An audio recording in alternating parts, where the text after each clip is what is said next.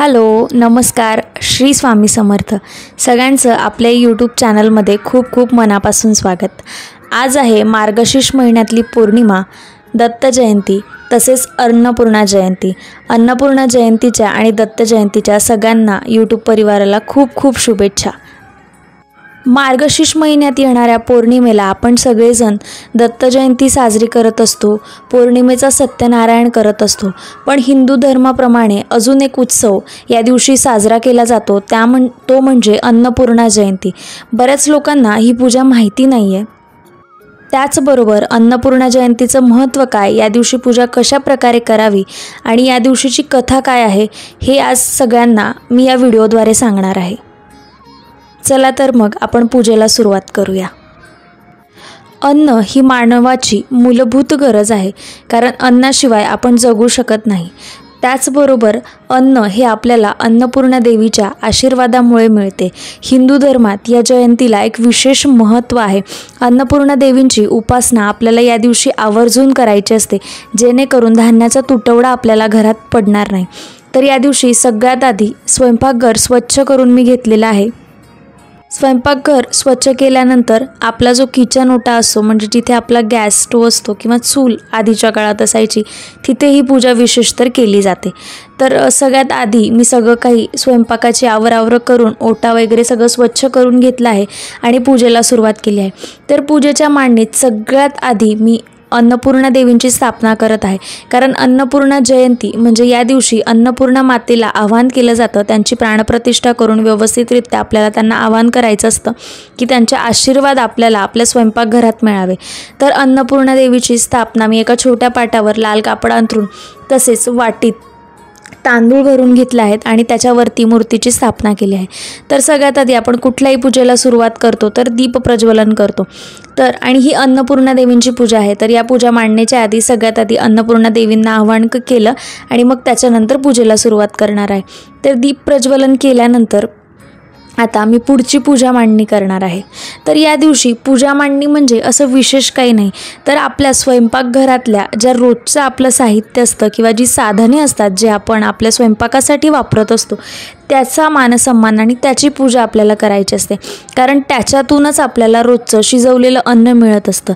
तर मग आधीच्या काळात जातं होतं किंवा उखळ होती, पाटावर वंटा असे, चूल असे, तर या गोष्टींची पूजा केली जात होती. त्याचबरोबर धनधान्यांची जी कोठारे होती त्याची पूजा केली जात होती. पण आता आपण आधुनिक जगात आहोत. चुला हे आपण गॅसच्या स्वरूपात रिप्लेस करून घेतलेलं आहे.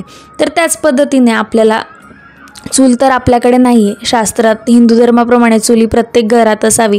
तर आता आपल्याकडे गॅस आहे म्हणून आपण गॅसची पूजा करावी. जर तुमच्याकडे चूल असेल तर तुम्ही चुलीची सुद्धा पूजा करू शकता.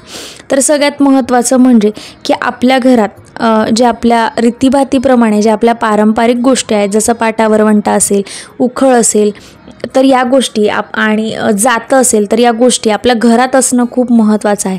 तर या सगळ्या गोष्टी आमच्या गावातल्या घरात आहेतच, पण त्या काही छोट्या स्वरूपात सुद्धा मी घेतलेल्या आहेत, तर त्यांची मी पूजा करणार आहे. तर सगळ्यात आधी अन्नपूर्णा देवींची स्थापना आता मी ओट्यावरती करून घेतलेली आहे. त्यांची पंचोपचार पूजा केली, त्यांना फुलं वाहिली आणि त्यांच्या पुढे एक छोटीशी रांगोळी काढून घेतली आहे. या दिवशी विशेष तर आपल्या स्वयंपाकघरात खीर शिजवली जाते प्रसाद म्हणून, कारण अन्नपूर्णा देवींनी पृथ्वीवर अवतार घेतला होता आणि अमृत स्वरूपात खिरीचा वर्षाव झाला होता अन्नाचा तुटवडा पडल्यानंतर. म्हणून या दिवशी खिरीला खूप महत्त्व आहे. त्याच्यामुळे या दिवशी आवर्जून आपण आपल्या स्वयंपाकघरात खीरसुद्धा बनवायची असते. तर जसं मी तुम्हाला सांगितलं, आता मी अन्नपूर्णा देवींची स्थापना करून घेतली आहे आणि आता बाकीच्या पुढच्या पूजेच्या मांडणीला सुरुवात करत आहे. तर जसं मी सांगितलं की पारंपरिक आपल्या ज्या गोष्टी होत्या, जातं किंवा आपली उखळ, या गोष्टी आता आपलं आधुनिक किचन असल्यामुळे आपल्याकडे नाही आहेत, पण छोट्या स्वरूपात त्या आता मार्केटमध्ये मिळतात. तर त्या जरूर आपल्या स्वयंपाकघरात असाव्या. स्वयंपाकघराची याच्याने शोभासुद्धा वाढते आणि हिंदू धर्माप्रमाणे पारंपरिक जे आपल्या गोष्टींना महत्त्व आहे ते आपल्या स्वयंपाकघरात नक्की असावं. तर त्याची मी मांडणी करून घेत आहे आणि मग त्याच्यानंतर आपल्याला या गोष्टींची पूजा करायची आहे. त्याचबरोबर या दिवशी आपल्याला माठाची पूजा करायची असते. माठ म्हणजे आपलं पाण्याचं स्तोत्र आहे, ज्याच्यात आपण पाणी भरून ठेवतो, कारण स्वयंपाकात आपल्याला त्याची गरज पडत असते. पाणी हे आपल्या शरीरासाठी लागणारं एक महत्त्वाची गोष्ट आहे. त्याच्यामुळे या दिवशी आपल्याला पाण्याची सुद्धा पूजा करायची आहे. तर ते सगळं हळूहळू तुम्ही आता पुढे व्हिडिओमध्ये बघालच. तर गॅस पुढे आता चूल तर नाही आहे, तर गॅसच्या पुढेच मी छान अन्नपूर्णा देवींचा मंत्र लिहून रांगोळीने त्याची पूजासुद्धा करणार आहे. तर पूजा करता करता आपण अन्नपूर्णा जयंती ही का साजरी केली जाते याची कथा बघूया आणि मग पूजा तुम्हाला दिसेलच व्हिडिओमध्ये. तर आपल्या हिंदू धर्मात प्रत्येक गोष्टीला एक विशेष महत्त्व प्राप्त झालं आहे. अशातच अन्नपूर्णा जयंती देखील साजरी आपण करतो. तर जसं मी तुम्हाला सांगितलं, दरवर्षी मार्गशीर्ष महिन्याची जी पौर्णिमा येते, जी पौर्णिमा आपण दत्त पौर्णिमा म्हणून साजरा केली जाते, त्याच दिवशी अन्नपूर्णा जयंती देखील साजरा केली जाते. तर ही जी तिथी आहे माता पार्वती म्हणून साजरा केली जाते. अशी मान्यता आहे की एकेकाळी पृथ्वीवर अन्नाचा तुटवडा निर्माण झाला होता. तेव्हा माता पार्वतींनी लोकांचं दुःख दूर करण्यासाठी अन्नपूर्णा म्हणून अवतार घेतला होता. म्हणून या दिवशी आपण अन्नपूर्णा देवींची विशिष्ट पूजा करतो आणि या जयंतीला अन्नपूर्णा जयंती असं म्हटलं जातं. तर या दिवशी अन्नपूर्णा मातेची मनोभावे पूजा केल्याने घरामध्ये कधीही अन्न, पाणी आणि पैशाची कमतरता भासत नाही. तर या जयंतीचं महत्त्व लोकांना समजावं, हा या जयंतीचा उद्देश आहे. आपल्याला अन्नातून जीवन मिळतं, म्हणून आपण कधीही अन्नाचा अनादर करू नये किंवा त्याचा नाश करू नये. अन्नपूर्णा जयंतीच्या दिवशी स्वयंपाकघर स्वच्छ करून गॅस, स्टोव, चूल, अन्नधान्यांचे जे आपले कोठार असतात किंवा डबे असतात त्यांची आपल्याला पूजा करायची असते. याचबरोबर आपल्याला गरजूंना अन्नदानसुद्धा करायचं असतं. तर पहाटे उठून सूर्योदयाच्या वेळी अंघोळ वगैरे करून पूजास्थळ आपलं स्वयंपाकघर संपूर्णपणे स्वच्छ करून त्यानंतर स्वयंपाकघराची पूजा करायची. अन्नपूर्णा मातेचं चित्र समोर ठेवून आपल्याला पूजा करायची असते. आता प्रत्येकाच्या देवघरात अन्नपूर्णा मातेची मूर्ती ही असायलाच हवी. अन्नपूर्णा माता ह्या पार्वती देवींचंच एक स्वरूप आहेत, म्हणून त्यांची जी आपण स्थापना असते ही आपल्या घरात, देवघरात जी शंकराची पिंड असते त्याच्या शेजारी करायची. तर प्रत्येक घरात अन्नपूर्णा देवींची मूर्ती ही असायलाच हवी, कारण जे अन्न आपण खातो त्याच्यावर माता अन्नपूर्णेचा आशीर्वाद असणं हे खूप महत्त्वाचं आहे. त्यामुळे जर अजूनपर्यंत तुम्ही तुमच्या देवघरात अन्नपूर्णा मातेची स्थापना केलेली नसेल तर विधिवत अन्नपूर्णा मातेची स्थापना करा.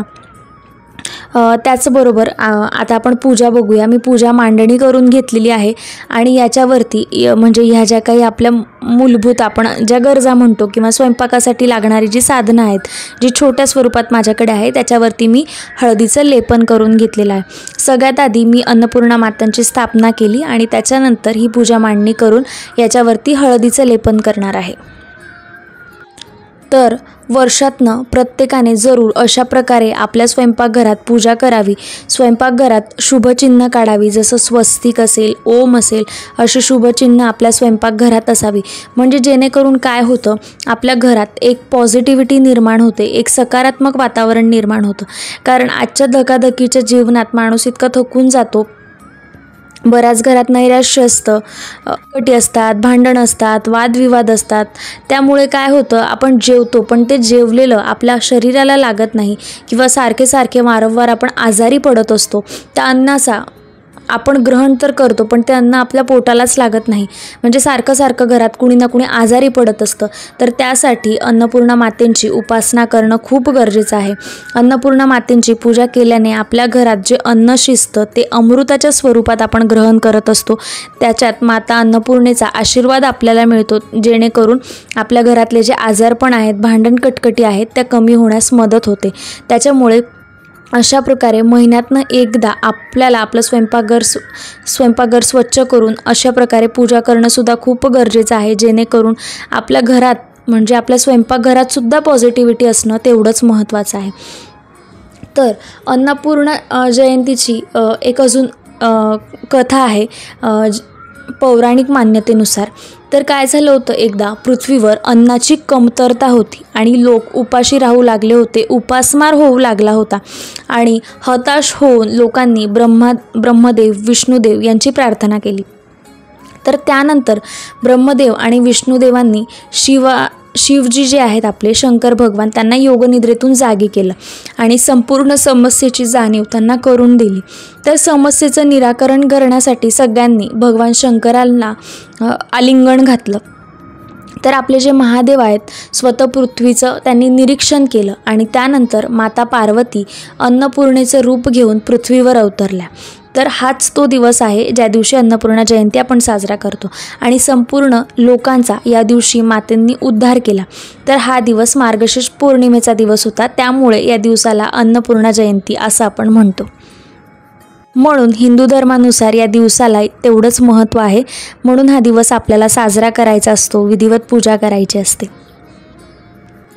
आता व्हिडिओमध्ये तुम्ही बघितलं पूजेची मांडणी. आता पूजा कशी करायची किंवा कुठले मंत्र म्हणायचे ते मी तुम्हाला सांगते. तर सगळ्यात आधी स्वयंपाकघर स्वच्छ केल्यानंतर आपल्याला आपला गॅस पेटवून घ्यायचा असतो किंवा चूल जर तुमच्याकडे असेल तर अतिउत्तम, ज्याच्यातनं आपण अन्न शिजवतो त्या गोष्टींची आपल्याला पूजा करायची आहे. आणि या दिवशी स्वयंपाकघर स्वच्छ केल्यानंतर आपल्याला खीर हा प्रसाद म्हणून नैवेद्य शिजवायचा असतो. तर माझ्या पातेल्यात मी आधीच खीर नैवेद्य प्रसाद रूपात बनवून ठेवलेली आहे. गॅस आपण पेटवायचा, चूल पेटवायची आणि त्याच्यानंतर अग्निदेव जेव्हा प्रज्वलित असेल तेव्हा पंचोपचार पद्धतीने पूजा करायची. आणि या दिवशी पूजा करताना आपल्याला अन्नपूर्णा स्तोत्र अन्नपूर्णा देवींचा मंत्र म्हणायचा असतो. तर आता बहुधा अन्नपूर्णा देवींचे जे स्तोत्र आहेत ते बऱ्याच लोकांना माहिती नसतील. तर हे स्तोत्र जर तुम्हाला वाचता येत नसेल किंवा माहिती नसेल, म्हणता येत नसेल, तर तुम्ही यूट्यूबला सर्च करू शकता. यूट्यूबला हे स्तोत्र आहे. तर याच्यातनं पूजा करता करता तुम्ही फक्त श्रवण केलं तरीही चालेल.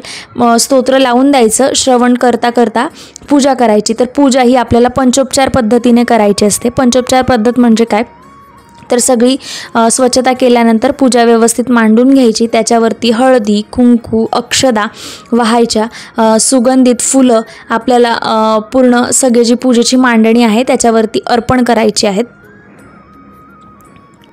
फुलं वाहिल्यानंतर आपल्याला संपूर्ण मांडणीला, पूजा मांडणीला धूपदीप अर्पण करायचं आहे.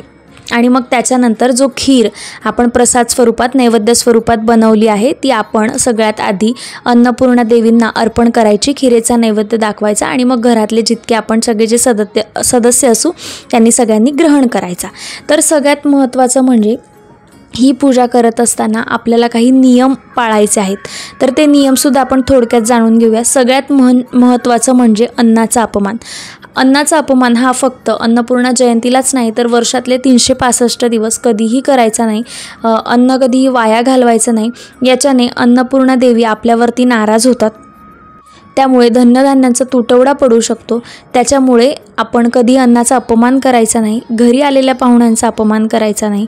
कोणी पाहुणे म्हणजे पाहुण्यांचा तर आपण आदर सत्कार करतो, पण जे भिक्षुक येतात किंवा कोणी आपल्याकडे मागायला आलं तर त्यांना जरूर काहीतरी द्यावं किंवा आपल्याकडनं द्यायचं जमत नसेल तर किमान आपण त्यांचा अपमान तरी करू नये. त्यानंतर तामसिक भोजन करायचं नसतं. या दिवशी तरी किमान आपल्याला कांदा लसूण विरहित अन्न खायचं असतं, जसं की गोडाधोडाचं नैवेद्य जे असेल त्या प्रकारे. त्याचबरोबर या दिवशी सगळ्यात महत्त्वाचं म्हणजे मिठाचं दान कुणालाही करू नये. या दिवशी दानधर्म करणं शुभ मानलं जातं, मात्र या दिवशी कोणालाही मीठ देऊ नये किंवा त्याचा वापर करू नये.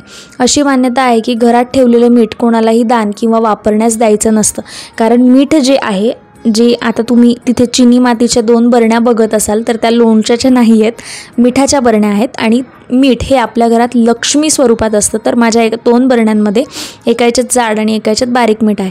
तर मिठाचं कुणाला दान करायचं नाही. या दिवशी मीठ वापरलेलं अन्न खायचं नाही आणि एरवीसुद्धा मीठ आपण कुणाला दान देत नाही. त्याचबरोबर ऊर्जेचं आणि सकारात्मकतेचं सगळ्यात महत्त्वाचं गोष्ट म्हणजे स्वयंपाकघराची स्वच्छता. ही काही नियम या दिवशी आपल्याला पाळायचे असतात. तर अशा प्रकारे माझी पूजासुद्धा अगदी सुफल संपूर्ण झालेली आहे. तर अगदी सोपी अशी पूजा आहे. पूजेची मांडणीसुद्धा सोपी आहे आणि नियमसुद्धा काही कठीण नाही आहेत. प्रत्येकाला आपल्याला करता येईल अशी ही पूजा आहे. साधी पूजा आहे. तर प्रत्येकाने ही पूजा या दिवशी जरूर करावी. आणि माझी पूजा तुम्हाला कशी वाटली ही सुद्धा कमेंट करून सांगा. किंवा या दिवसाबद्दल तुम्हाला जर आणखी काही माहिती हवी असेल किंवा काही शंका असतील तर त्यासुद्धा तुम्ही कमेंट बॉक्समध्ये विचारू शकता. व्हिडिओ आवडल्यास व्हिडिओला लाईक, शेअर आणि सबस्क्राईब करा.